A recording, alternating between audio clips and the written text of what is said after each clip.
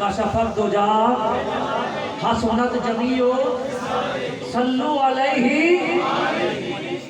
ہمارے تو جو دیہات کے لوگ ہیں ان کو تو حضرت حلیمہ کے سارے واقعات ہی یاد ہوتے ہیں، بلکہ کسی کوئی ان پڑھ سی اگر کسی جاہل خاتون کو بھی کہیں نا، وہ بھی کوئی نعت ساتھ آتی تو سنا، وہ بھی کہتی ہے تیرا کھام تیرے گیت گایا.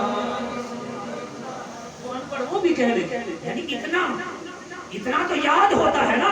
ہم غلاموں کو قبر میں جب مصطفیٰ کے متعلق سوال ہوگا تو ہم تو کہیں گے کہ یہ وہ ہستی ہیں جن کے ہم دنیا میں ترانے گیت گایا کرتے تھے، جن کے قصیدے پڑھا کرتے تھے.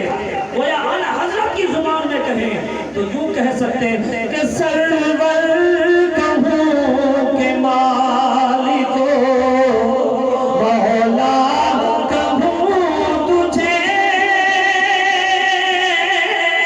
سرور کہوں کہ مالک مولا کہوں تجھے، باغے خلیل کا گلے زیبا کہوں تجھے، سرور کہوں کہ لیکن جو لوگ کہتے ہیں نہیں جی وہ ہمارے جیسے وہ بڑے بھائی، ان کے لیے نمو ہے فکریہ ہے کہ وہ قبر میں کیا جواب دیں گے. بہرحال بات طویل ہو گئی، وقت بہت سارا بیت رہا ہے، میں اس کو شارٹ کروں.